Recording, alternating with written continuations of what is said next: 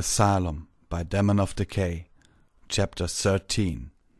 Twilight stared upwards as she lay curled up on the cool bathroom tiles, her tail clutched tightly against her chest like a foal with a blanket. She ran her tongue over her dry lips before speaking. Princess Celestia? Are you there?" Her whisper almost beneath the mechanical hum of the air conditioner. Ears held erect, she waited quietly. There wasn't any response. Did I just imagine it? Is the stress getting to me? Dread began to spread through her as she tried to keep her thoughts rational and focused. After working some moisture into her desiccated mouth, she repeated the question louder, ignoring the desperation in her voice. There was a faint pop from the air vent. "Twilight, my most faithful student." The rest of Princess Celestia's words were lost beneath a muffled howl of joy. Twilight's hooves clasped to her lips as she squealed with relief. "The princess! It's her! It's really her!" Even knowing that Applejack was right outside didn't keep the unicorn from laughing giddily. Her face split into a broad grin. "Princess, I'm here!" Twilight hissed loudly, wiping away the tears from her eyes. "I can hear you! Can you hear me?" Yes, Twilight, I can hear you." Twilight's heart leapt at the sound of Celestia's voice. She sounded distant and metallic, as if speaking through a drain pipe, but it was clearly her. Even the odd pauses and fluctuations couldn't mask the strength and compassion within every syllable. "It is good. Hear your voice again." "Oh, Princess, I've been so scared. You have to help me. I've been trapped in this hospital where everyone thinks I'm insane. All my friends are here too, but they're all different and wrong, and nothing makes sense, and— Wait, where are you?" She glanced around the bathroom. "I can hear your voice, but I can't see—" "Twilight, please." Princess Celestia's tone was firm, halting Twilight mid-sentence. "I don't have much time, and I have much to tell you." She nodded obediently, the hair on her neck standing on end at the princess's tone. What? What is it? What do you need to tell me?" "Twilight, Equestria is in danger and—" The princess's voice warped and faded before going quiet with a faint pop. For a soul-rendering moment, Twilight feared she was alone once again. There were another few snaps before Celestia's voice cut back in, like a damaged radio trying to find a signal. "Lost. I don't know how long we have, so must listen carefully." "I'm listening, Princess Celestia. What is it? What do I need to do?" It sounded like the princess was speaking from somewhere just above her head, but as Twilight looked around, she saw nothing. She opened her mouth to ask the question, but quickly snapped it shut again, her curiosity held in check by her sense of duty. Celestia's response was an indecipherable mixture of whispers and with unknown noises layered over them, only the odd syllable coming through clearly. "Princess, I can barely hear you. Can you repeat that? What's going on?" Another series of small pops sounded before the princess's voice cut back in. "Energy, to keep the spell running, no matter what." She was addressing someone else that Twilight couldn't hear. Whatever the response was, it was lost beneath distortions. "There, hold that. Twilight, can you still hear me? Is this better?" "Yes, Princess, it's much clearer now." "Excellent." The princess's relief was palpable, despite the unidentifiable interference that continued to warp her voice. "I cannot speak for long. The spell is difficult to manage, and we may lose our connection at any moment. What you need to know is that Equestria is in great danger." "Danger?" Twilight repeated, her voice grim and serious. "What kind of danger?" "A grave and terrible one. Yesterday something happened in Ponyville. The how and why have eluded us thus far. What we do know is that something foul has been released, something made of darkness and shadow." Her words hit Twilight like a bucket of ice water. What did you say?" she whispered, her legs trembling like a newborn's. She glanced at the nearest mirror, swallowing her fear. "The darkness and shadow?" "Yes, Twilight. We don't know what it is or where it comes from. There is no record of anything like it. It moves as if it alive, yet is unsubstantial and formless. It is a shadow that can defy the noon sunlight. It is consuming everything in its path, covering all it touches with a darkness that resists any attempt to banish it. Ponies that are taken by the shadow become changed, twisted reflections of themselves." "Princess!" Twilight began, trying and failing to keep her voice steady, as thoughts of dangerous smiles and warped faces passed through her mind. This shadow. What happened to Ponyville? What about my friends? Princess Celestia sighed, the sadness in her voice squeezing Twilight's chest tight with fear. I'm sorry, Twilight. Every pony in Ponyville has been taken, yourself included. Twilight gasped. Wait, what? What do you mean, taken? I'm right here. She didn't know why she suddenly felt angry, but Twilight found herself glaring upwards at the ceiling. I'm not taken. I'm right here. You're using some sort of spell to talk to me. How can I be taken? Twilight, control yourself. The unicorn flinched, her ears flattening against her skull as she imagined the look of disapproval on her mentor's face. I'm sorry, Princess. I didn't mean to snap at you like that. Celestia's tone softened with Twilight's apology, but the stress she was carrying didn't vanish. I'm not mad, Twilight, but this is no time to lose control of your emotions. We don't have long, and I don't know when I will have another chance.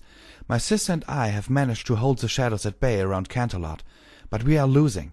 Every day the shadow moves a few inches closer, and once it's taken root, it does not relinquish its grasp.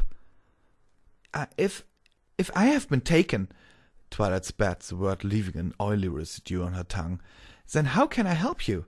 How can we even talk right now? The shadow does not kill ponies.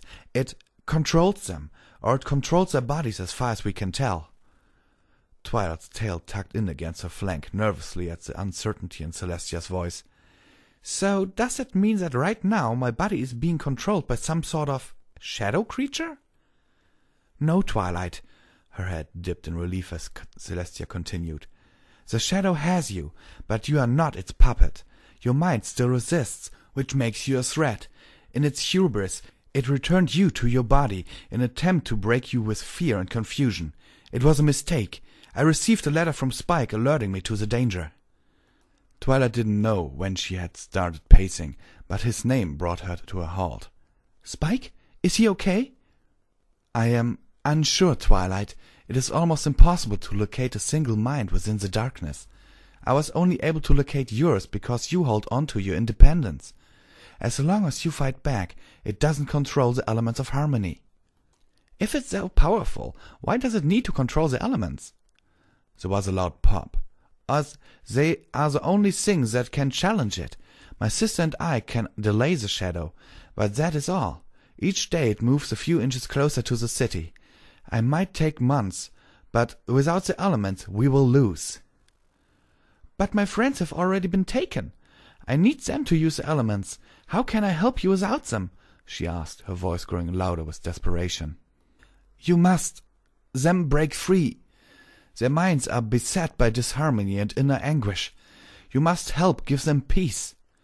Celestia's voice began to fade again, growing muffled and distorted at random. I can faintly sense them through you, trapped within the shadow world. As long as they, given into the darkness, lies, they are puppets. Bring them harmony, and you can break the lies. But how? Twilight shouted. A soft series of pops and wobbling notes filled the air before fading into silence. Twilight's mouth flapped open a few times, a chill filling her veins as her mentor's voice dwindled away. Princess? The spell, fading. You must be strong. The sake of your friends and Equestria. Princess, please, please don't leave me, she whispered, glancing around desperately. Remember, Princess Celestia said, her voice as soft as the rustling of leaves in a summer breeze. Friendship is magic. There was a final pop and then silence. Twilight sat down heavily.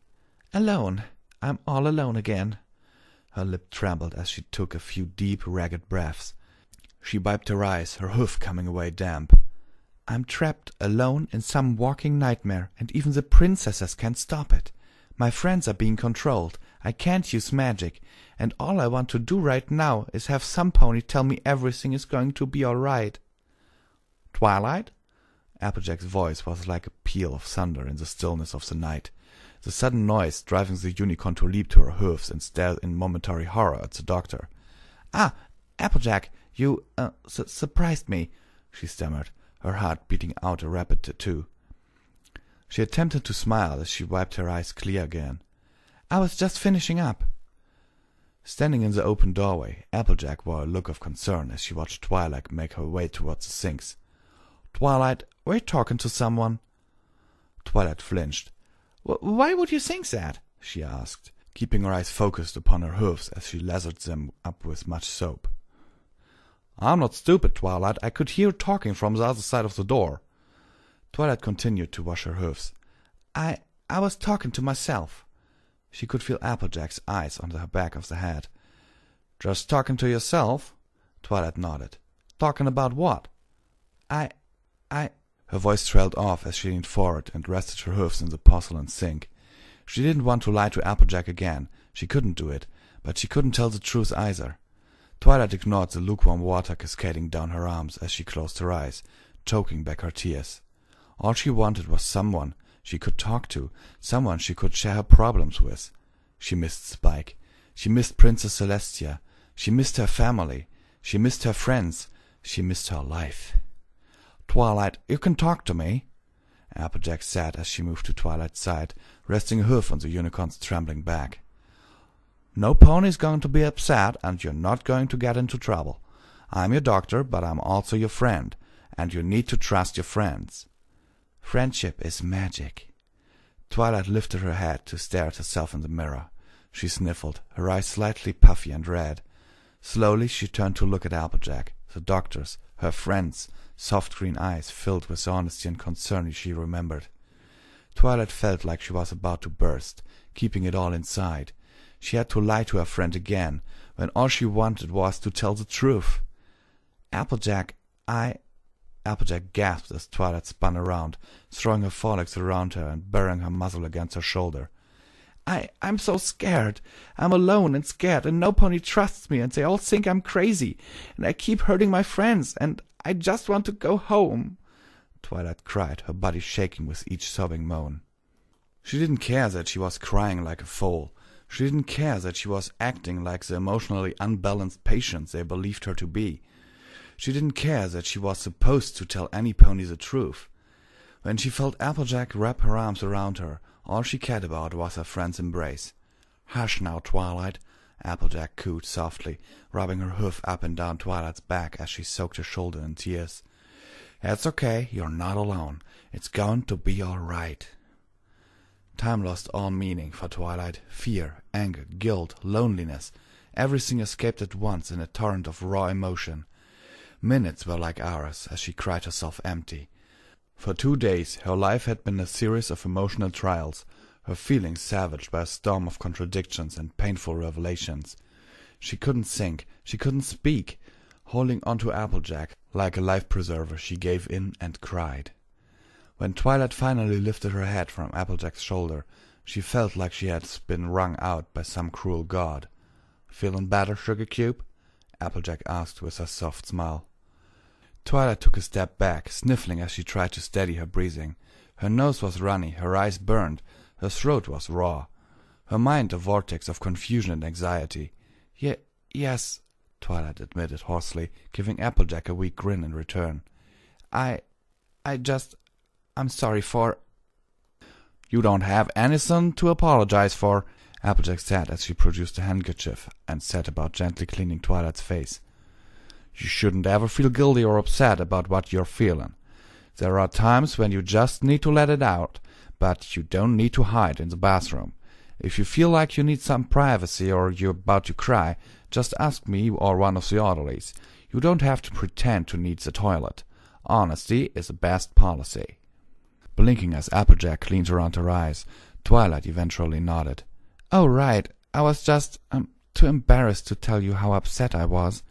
Twilight lied, the roughness of her throat helping to mask the momentary confusion. As much as it had pained her, she couldn't let any pony know the truth. Better for them to think of me as proud and emotional, rather than hearing the princess in my head, she added to herself, her thoughts calming down. Once Applejack was done fussing over her like a mother, Twilight picked up a few paper towels from the dispenser and repaid the favor, doing her best to dry the large damp spot on Applejack's shoulder. By the time the two of them were cleaned up and presentable, Twilight felt like she was walking on clouds. "That's enough feeling sad and vulnerable. Now it's time to stay strong," she told herself firmly, a proud smile on her face as she embraced the warm sense of purpose suffusing her limbs. "Princess Celestia, no, every pony is counting on me. I'm their hope." Her grin slipped. "Every pony is counting on me. Every pony is counting on me." Before she could start hyperventilating, Applejack gently squeezed Twilight's shoulder again. "Are you feeling ready to head off to class now?" she asked, her touch and soft words soothing Twilight's anxieties. Twilight looked over in the mirror one last time. She really did look like a patient, with her ink-stained forelegs, wrinkled vest, and a canvas-wrapped suppressor weighing upon her horn. She even felt like a patient. She examined her reflection, her distress clearly etched into her face. Twilight sighed as she glanced away. She retrieved Smarty Pants from the counter, placing the doll up onto her back. Twilight turned her face to Applejack. "Yes, I'm ready," she stated, making sure her voice was strong and steady. The others were counting on her, and she wouldn't let them down. Lunch had been a blessing for Twilight. After meeting up with Pinkie Pie again, the trio had taken their customary seat in the cafeteria to enjoy a fantastically adequate salad. The lack of food-related drama had helped her to focus on processing everything she had gone through that morning. Busy organizing and updating her mental checklists, Twilight had nodded absently while Pinkie Pie had recounted her day to the group. After her tearful outburst with Applejack, Twilight had found her thoughts moving much more smoothly, the faint haze that normally gummed up her mind having receded into the shadows. The emotional storm had passed, leaving the sea of her mind calm.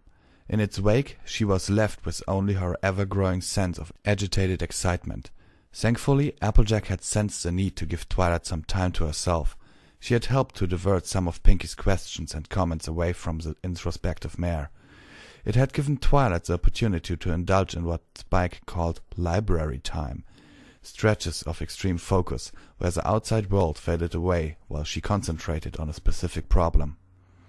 Her mind had been dominated by two lines of thought. The first had been pure, unadulated happiness. Princess Celestia had contacted her.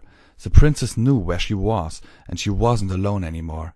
Someone she loved still knew of her real past and her real life. It was almost enough to make Twilight dance gleefully in celebration. Almost. The joy had been tempered by other, more serious concerns. The truth about her imprisonment had not brought as much relief as she had hoped. The shadows from her nightmare were real, and her own twisted reflection was an avatar of the darkness hoping to drive her to madness and despair. It was powerful enough to threaten all of Equestria. Even the royal sisters were struggling to protect only Canterlot. Every pony needed the elements of harmony to win the fight. Twilight was their only, their last hope. For Twilight, the responsibility inherent in that concept nearly drove her to despair. She was caught in a tug-of-war between the two emotions, altering between joy and worry, happiness and concern, which only fed her anxieties. By the time lunch was over, she was left feeling strung out and nursing a headache. What can I do if the shadow thing has brought this harmony to my friends? What can I do to help them? She returned her tray to the cleaning racks and turned to look at Applejack and Pinkie Pie as they conversed. Beyond what she knew about their false memories, there was little to suggest her friends were different than they should be. So then Dr. Roy had to fly up into the tree and get the kite and the fall down, Pinkie finished with a loud laugh, earning a reluctant chuckle from Applejack before she reminded Pinkie that it could have turned out much worse for the little filly. The princess says I have to bring them harmony, but this is nothing like dealing with discord. If I can't tell what the problem is, how can I fix it?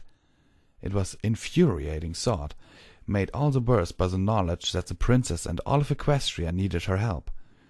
She was taking a timed test she hadn't been able to study for, and the consequences were dire. Think, Twilight, think! Applejack gestured for Twilight to join them as they made their way towards the far doors. Her honest, helpful, and good-natured mannerisms made it hard to think of her as needing help. She looked like she was dressed like a good doctor for Nightmare Night. Where was the disharmony? Where was the inner anguish? Pinkie Pie grinned at Twilight as she walked past her. Twilight returned it with a faint smile of her own before trotting after them. Like Applejack, there was little to suggest Pinkie Pie was suffering at all. Despite her limp hair and the burns on her left thigh, Pinkie was still a mare of cheerful optimism. There had been the episode the previous day when she had— Twilight stumbled as if struck. Memories of Pinkie Pie's pitiful shift from happy-go-lucky mare to sobbing wreck rushing through her mind. "Why didn't I see it earlier?" she thought as she regained her balance, ignoring the few chuckles at her expense. "My friends aren't suffering under some curse or spell, like with Discord. No, it's much more subtle than that. Ingenious, even. It traps them in a dream. No pony doubts a dream while asleep. They simply accept the past it creates for them. It gives them the memories of a false life, so they act and think just like they would if this place were real. Applejack has the knowledge of a doctor, but she also is troubled with guilt over what she thinks happened to Big Mac and her parents. And Pinkie Pie—" The unicorn's thoughts trailed away as she watched the pink mare from behind, her gaze falling to the old burns on Pinkie's flank. She narrowed her eyes. Instead of her usual pity and confusion, she felt a rage rear up in the back of her mind. That thing is going to pay for what it has done. This might be just some false world, but to make my friend suffer beneath the memories of whatever it has devised is inexcusable.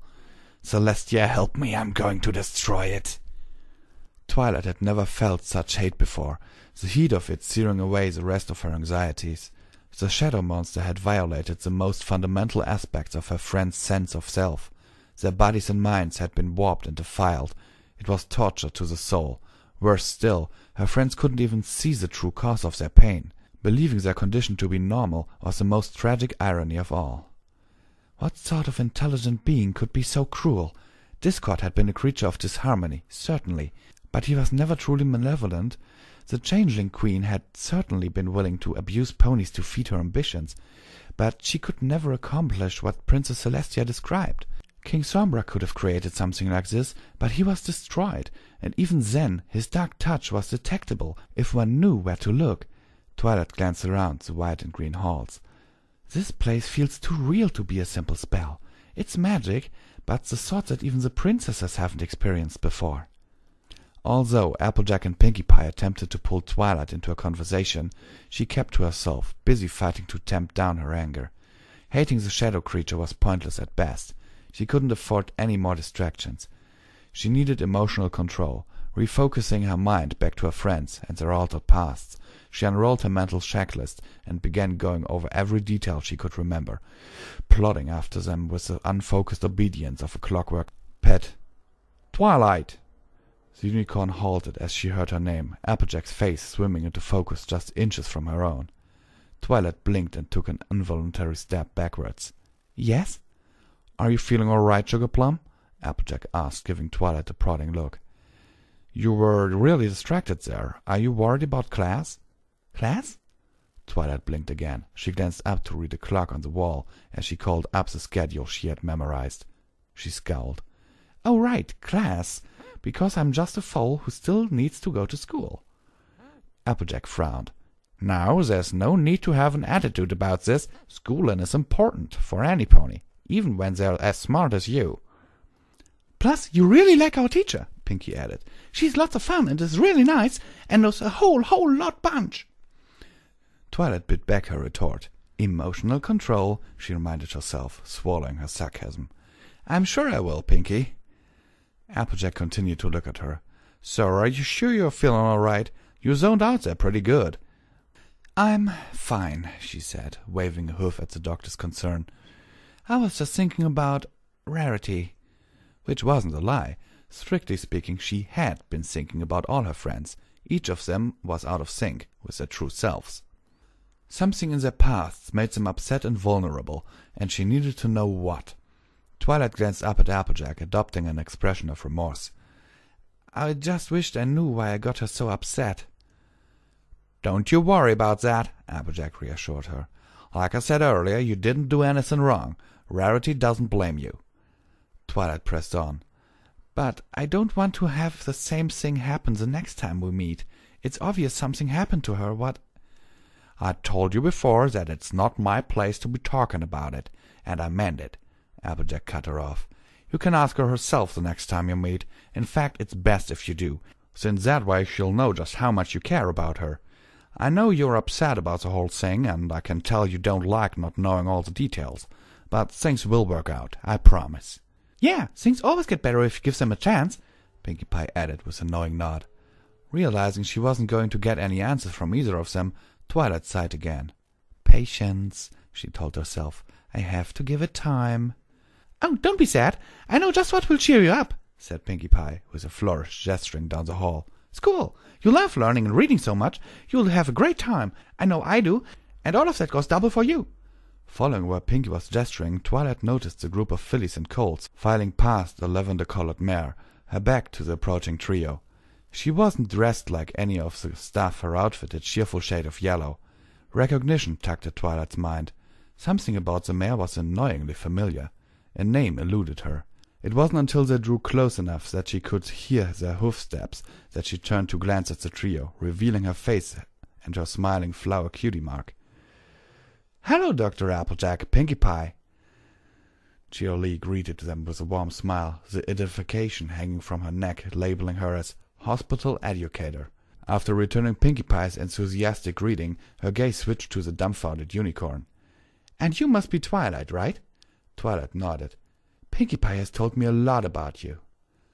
Oh, responded Twilight flatly, finding it hard to respond, considering the Shadow World's habit of putting ponies into positions that collaborated loosely to something from their real lives. Having Cheerilee as a teacher wasn't that large of a leap. Still, going to the ones of Cheerilee's classes was uncomfortably close to being sent back to magical kindergarten. It's nice to meet you, she finished lamely, fighting down a shiver.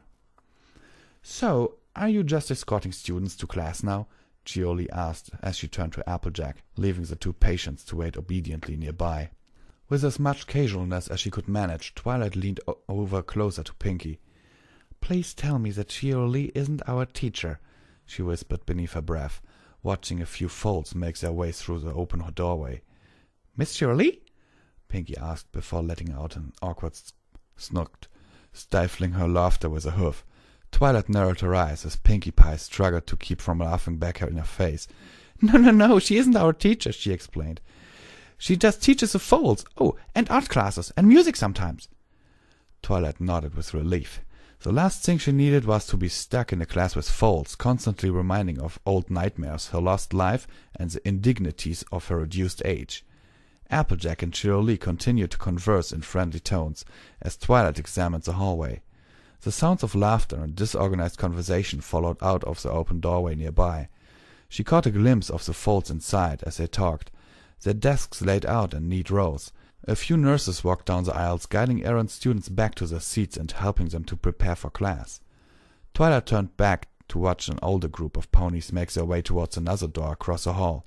Like Cheerilee's classroom, there was a bulletin board outside that offered a welcome contrast to the familiar green-white halls. However, instead of paper flowers and crayon drawings, it was decorated with purple bunting and help maps and more educational fare. Twilight pointed a hoof at the other door. So, this is our class? Yep, Pinkie said, not taking her eyes off of the crude drawings mounted on the nearby walls.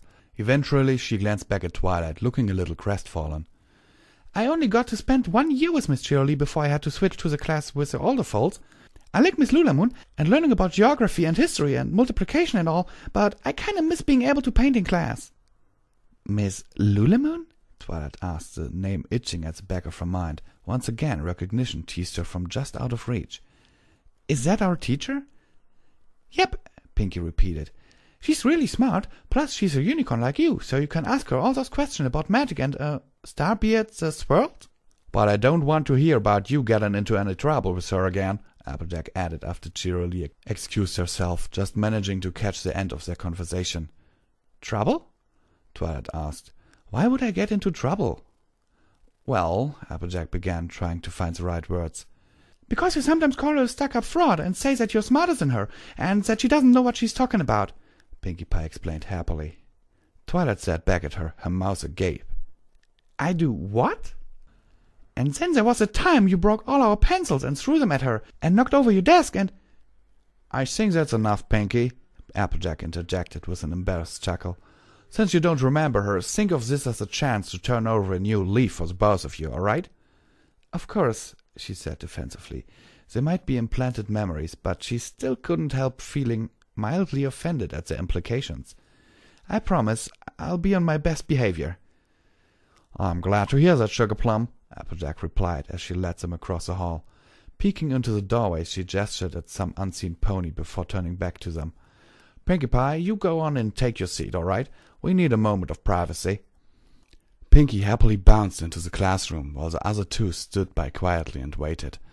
Glancing up the bulletin board, Twilight noticed the words, Princess Lulamoon's Star Pupils, at the top in purple construction paper, surrounded by stars and crescent moons. It was aggravating not being able to answer the question of where she had heard the name before. Her eyes settled upon a star that looked to be crossed with a magic wand, and it clicked. Greetings, Dr. Applejack, Trixie spoke with an actor's grace as she stepped out of the classroom, magically shutting the door behind her. Glancing past the Earth Pony, Trixie's eyes fell upon Twilight. And good afternoon, Twilight. How are you feeling today? Good, she forced out, still staring in shock at the blue mare in front of her. Instead of a cloak, she wore a relatively modest outfit, although the large gem clasped at her neck was certainly flashy. Trixie is a teacher? How can someone that selfish be a teacher? That's why I wanted to talk to you, Miss Lulamoon, Applejack said, causing Trixie to turn her weary gaze off of Twilight. I know you got a little memo about Twilight, but I wanted to talk to you about it in person first, to fill you in about the rest of the details. Of course, Doctor, but please call me Trixie. There's no need to be so formal, Trixie said with an overly humble smile, for all the world looking and surrounding as if she were on stage. Twilight barked. Is this what I have to look forward to? Every pony I know being altered and changed, and then thrown back in my face? She thought as Applejack quickly educated Trixie about her supposed condition. She eyed the other unicorn suspiciously. Princess Celestia said the shadow has taken all the ponies outside of Canterlot, so it probably took Trixie too. Does that mean she is suffering like my friends are? But how could she be suffering right now? The idea that Trixie might be suffering gave Twilight pause, but before she could explore the idea further, her new teacher turned to address her. Well, Twilight, I'm sorry to hear that you have some memory problems. Trixie's voice was sincere enough, if a bit distant. You're probably the smartest student I've ever had, but if you need any extra help, please feel free to ask me, or one of my assistants. Hopefully we can become good friends. Friends? Twilight repeated. She stared back at Trixie, waiting for the other shoe to drop. When she realized it was a serious request, Twilight plastered a grin on her face to mask her hesitation. Oh, of course, I would like that very much. Excellent, Trixie announced with a theatrical flourish, gesturing at the door. Then why don't you say goodbye to Dr. Applejack so I can take you to your seat and we can begin class? Suddenly apprehensive about spending time with Trixie in a position of official power over her, Twilight turned to give Applejack a worried look. She just gave her a reassuring grin and squeezed her shoulder. Go on, you'll be fine without me, I promise. I'll see you for a group session later, so don't worry yourself. Twilight opened her mouth to correct Applejack, annoyed that she would think she was afraid of being left alone, but she caught herself. She was nervous. Ever since Princess Celestia had spoken to her, she had been filled with a strong sense of determination and purpose. She had a goal to achieve, an obstacle to overcome. The sense of confident resolve had given her strength, but it had only suppressed her anxieties. I'm the victim of something no pony has ever faced before. My body has been taken from me, and my mind is imprisoned within some dark and broken dreamscape. She met Applejack's gaze. But my friends, they are a link to the real world. Princess Celestia confirmed my suspicions. There's a secret of defeating this dark evil.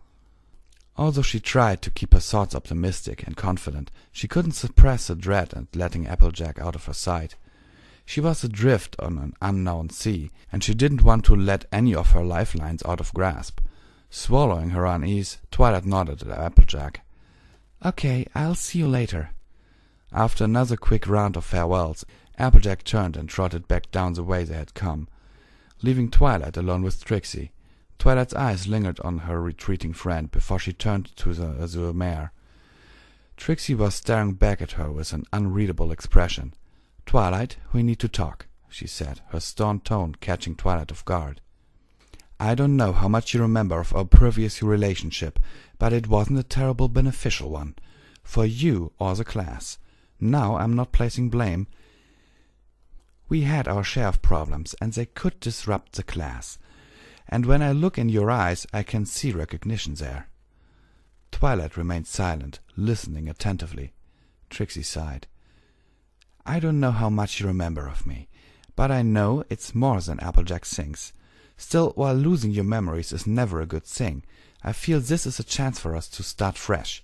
Reaching out, she squeezed Twilight's shoulder, like Applejack had, as if emulating their friendship.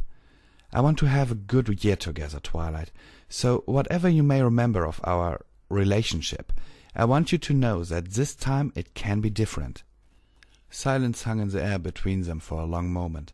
"All right," Twilight agreed with forced cheer, giving Trixie a tight grin. "Let's call this a fresh start for the both of us." Trixie's smile was the first fully honest expression she'd seen the other mare make.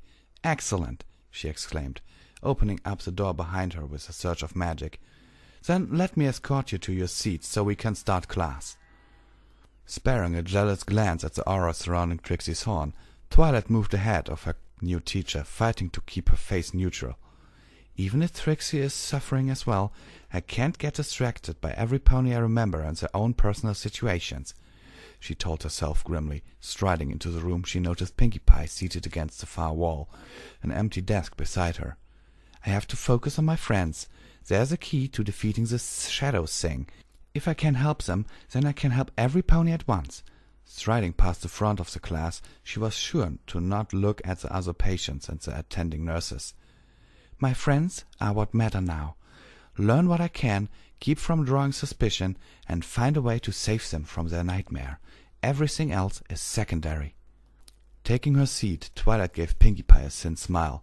Once again, she felt the warmth of her determination filling her heart.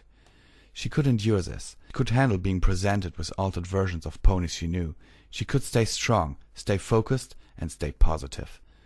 Even the idea of a mare like Trixie being her teacher wouldn't faze her. Twilight smirked as she let her eyes roam around the classroom, noting the maps and posters and other school paraphernalia. She had bested the mare twice. Getting information out of Trixie would be easy. As Trixie took up her position at the head of the class, Twilight was already crafting a list of questions she wanted answered. History, politics, medicine. She was eager to get as much information as she could from the now friendly teacher. Considering it was supposed to be the secondary school-level class, Trixie would have to know something relevant to Twilight's mission. Even if the curriculum were slightly dumbed down for a mixed classroom, she could still find some way to make it benefit her. "Good afternoon, class," Trixie said as she took an unnecessary bow. The rest of the students loudly returned the greeting. Levitating a piece of chalk, she turned to the blackboard. "Today we are going to be starting something new, called long division." Twilight groaned as her head slammed into her desk.